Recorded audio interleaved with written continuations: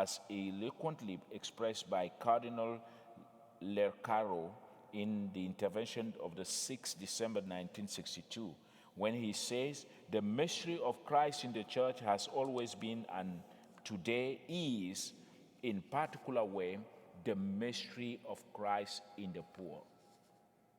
That is what we can keep, what they want to say.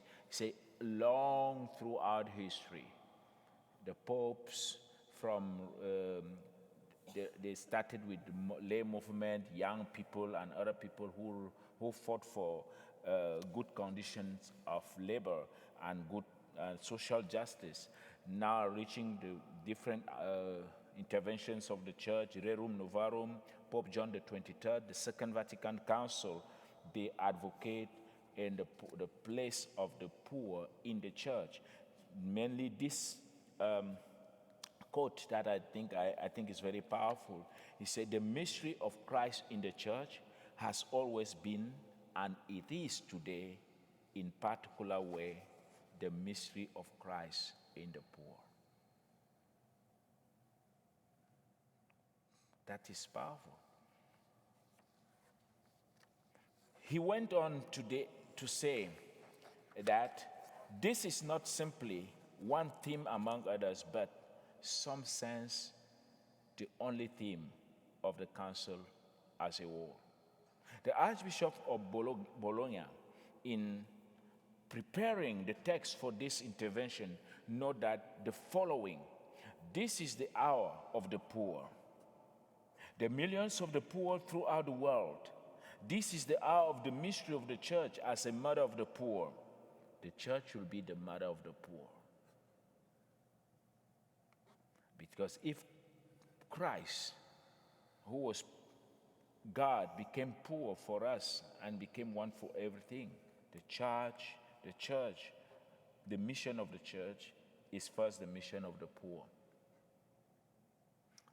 I'm sometimes scandalized when I see that when we welcome people, and especially in the offices, the different offices where I have been, this is one of the things that breaks my heart. We decide to say we're going to do this for the poor. But in the actual facts, how people behave now with the money for the poor makes me sad. They don't want to give that money, which was there. The money for the poor is not supposed to stay in the bank and stay there for years and years. No, the poor are taken care now.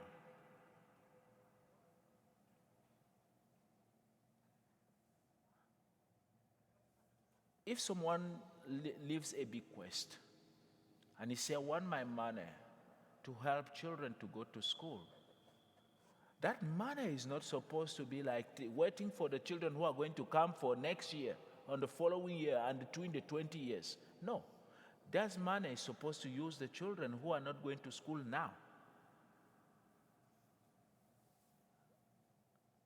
Because otherwise it's not serving the purpose. He didn't leave that money to yield interest in the bank.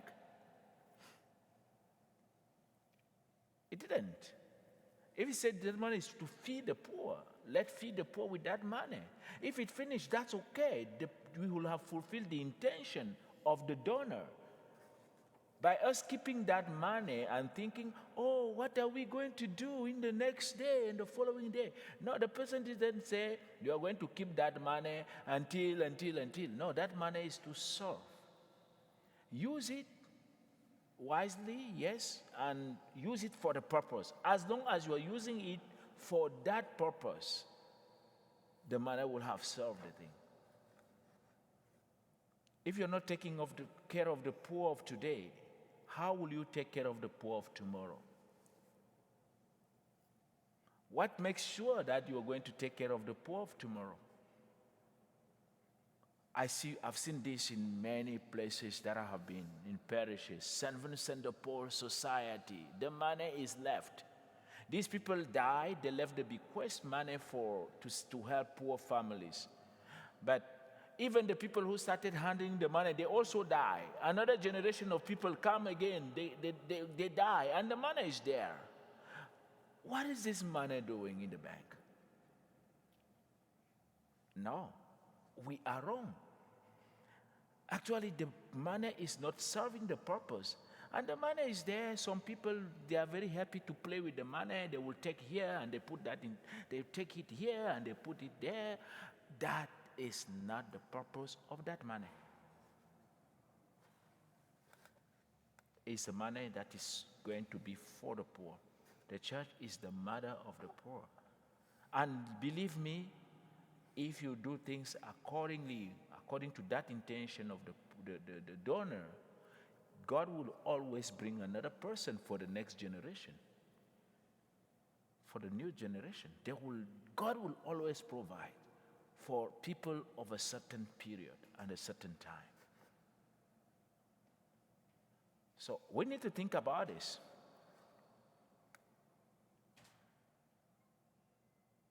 Yes, we go to having business managers in churches and in parishes, but the church is a business. But remember, the church is, first of all, the role of the church first is to evangelize.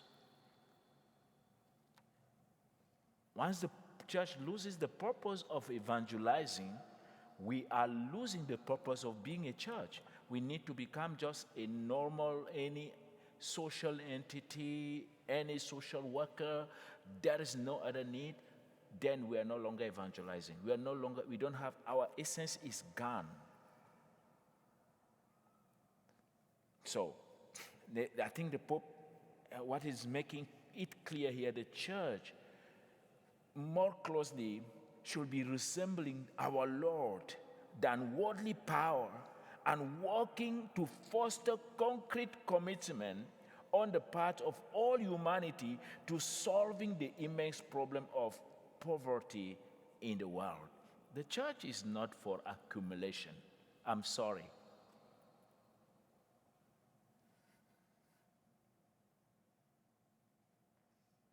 The church is not to be for accumulation. We make provision for what our next year and other years going. That's why we are trying to say our balance for the year should make sure we take care of the things that we need for our. But yes, if we have what we need to live and not accumulate. The church is not for accumulation. Otherwise, we become just like a worldly bank.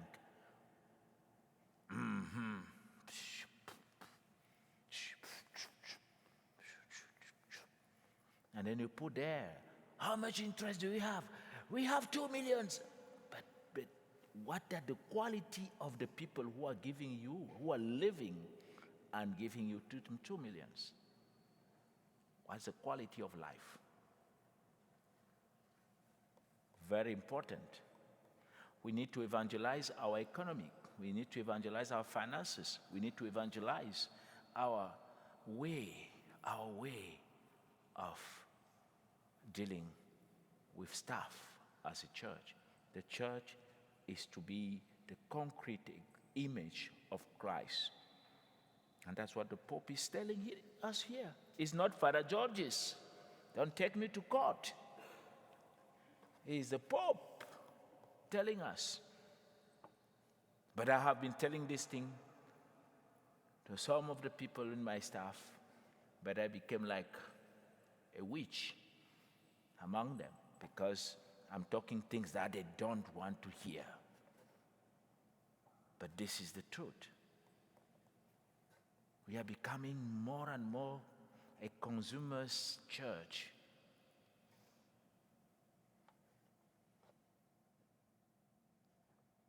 At the opening of the second session of council, St. Paul IV took up this concern voiced by his predecessor, namely that the church looks with particular attention to the poor, the needy, the afflicted, the hungry, the suffering, the imprisoned. That is, she looks to all humanity that suffers and weeps. She is part of them by evangelical right. By evangelical right. In this general audience of the 11th November 1964, he pointed out the poor are representatives of Christ and compared the image of the Lord in the poor to that seen in the Pope. He affirmed that this truth with these words: the representation of Christ in the poor is universal. Every poor person reflects Christ. That of the Pope is personal. The poor man and Peter can be one and the same person.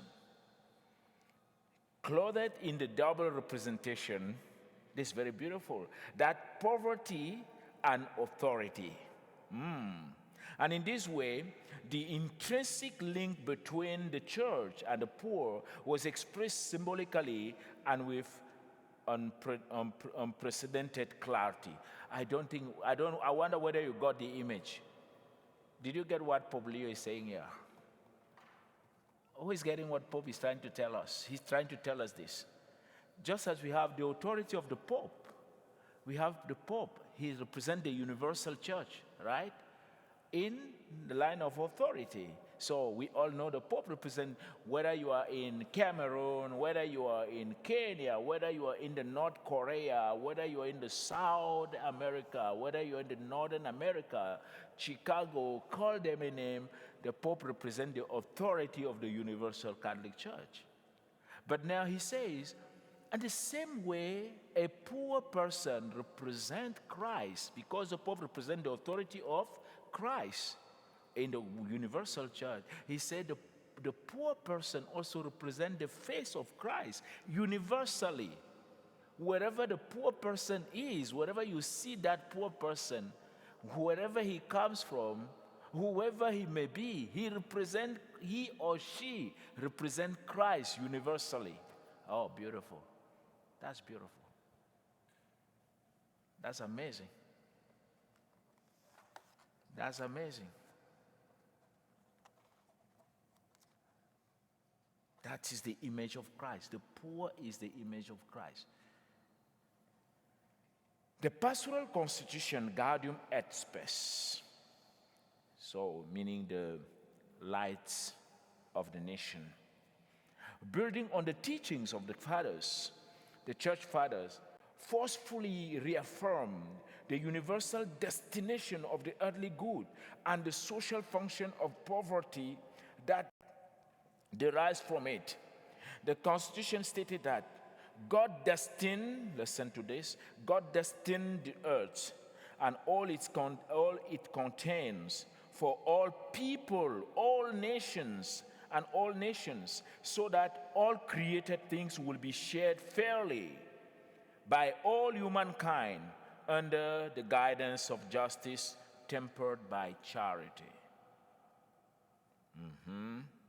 In their use of things, people should regard the external goods they lawfully possess as not just their own but common to others as well, in the sense that they can benefit others as well as themselves. Therefore, everyone has the right to possess a sufficient amount of earth goods for themselves and their family.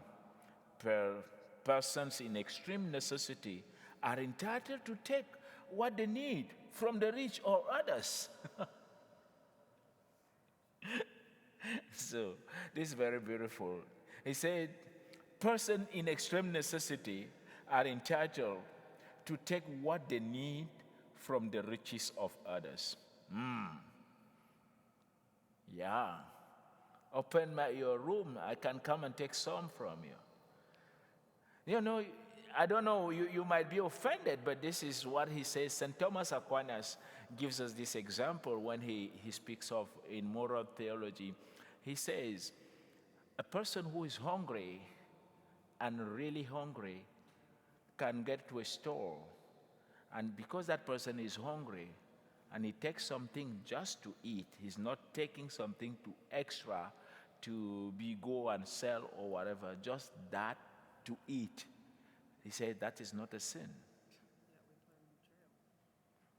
He said that is not a sin.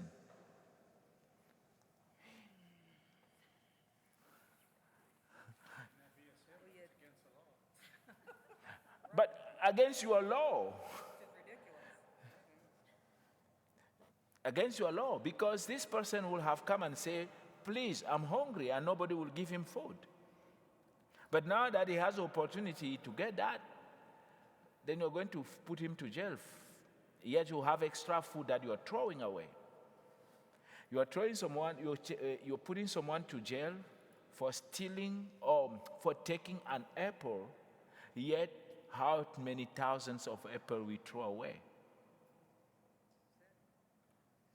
That's the point he's making. Yes, yeah, go ahead. That's a good point for discussion.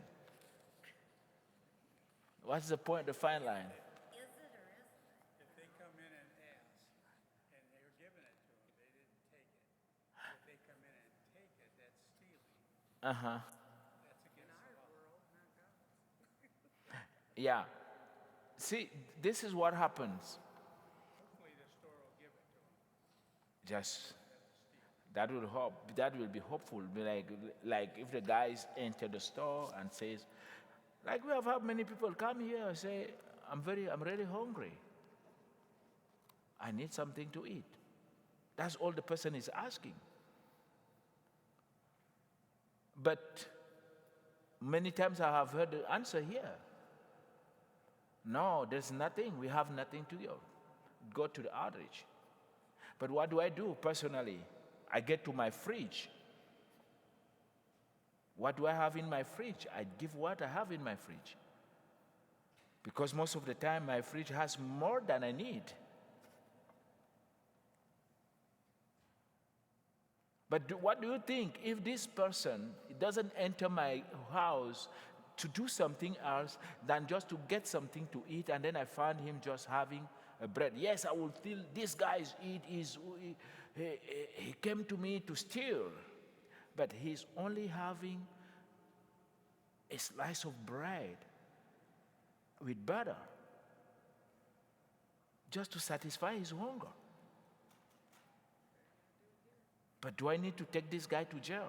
No. He didn't take anything. He could see nice stuff there. He didn't steal anything to go and sell. But he wanted food, and he got that food. That's the point the Pope is making here. We don't let them come in the house without asking. Yeah, but this is not still at the end of the day. Your house should be welcoming. What you're saying is they can come in the house without asking. Yeah. Both of those people are going to answer to God. It's just that the main point is we have lost. We have lost the dignity of the person. We have lost the sense of generosity. We have lost the sense of welcoming. We have lost the sense of solidarity. We have lost the sense of brotherhood and all that. But because also of crime, because of all the type of things that are happening, so we have now lost the sense of humanity itself. But yet, I remember, I'm taking an example from where I'm coming from. When I was going to school, to the primary school, we used to go about 8 to 10 miles every day on foot. That's what we do. That's where we go to school. But along their farms, like not really farms, we'll have banana trees, we'll have guava, we'll have oranges, and all on the way. Who cares? You can just get what you need to take there, and that's all how we were eating, going to school. You'll find that in places in home, people are going to to cut the banana and put on the road. They just hung it there. When it start getting ripe, any visitor, any stranger that comes, pass along, you don't need to put any money. You don't even ask. You know that they put this for someone who is going to pass and to take it and eat. That's exactly how we lived. So, do we still have, today is no longer the same. I can tell you, it's no longer the same. If you even touch any banana on the field, on the street, exactly what they do, they sue you. How many years ago? It's just like 30 years ago that since I had this experience in my own home. The avocados, people will get avocados and put on the street and a thing on the street when you are passing. You can, if they realize you are passing, you don't even need, you just need to cross the road and just go and look for water to drink, and people will know, oh, this guy is passing and he's coming from far and he's traveling. We're going to give him some food. Anyway, the encyclical of the Pope at the end of the day is just bringing us back to the original state of Christianity. Compassion, love, kindness, concern for the poor. And we notice that the poor are not just who are materially poor. The poor are also those who are in need of certain kind of counseling, those who are in need of support, emotional support. We also saw that the poverty is to be fought not only in the level of just handing overs what we can call parcels, but it's also about to fight against what causes poverty. To fight the system of poverty will be the best way to fight, to have a serious concern for the poor. So,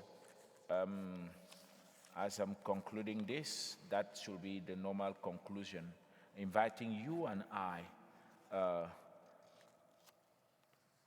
to become good Samaritans for one another, good Samaritans in our world today, and inviting you to read the Gospel of Luke in chapter 10, which speaks about the Good Samaritan. Who is my neighbor? My neighbor is the one who is in need right now. My neighbor is the one who is in need. Thank you so much. And on this, we are on our 20th day for the Advent season, waiting for Christmas. In 5 days, Jesus is coming to us as a fragile little baby in a state of poverty. Will we be able to recognize him in the different other ways that he comes to us? That will be the main question. So, please, do you have any question? We are now.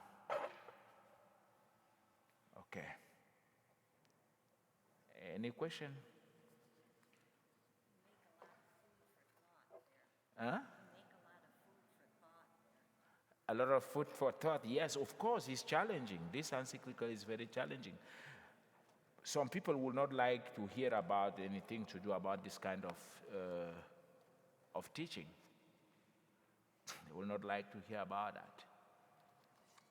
Yes. So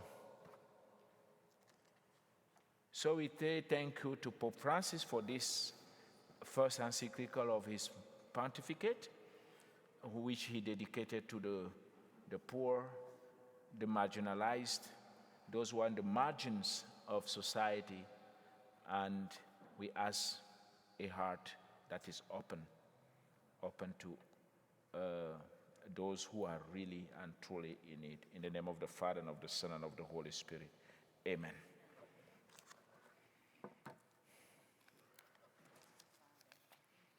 Yes, that is my last teaching. on Advent season.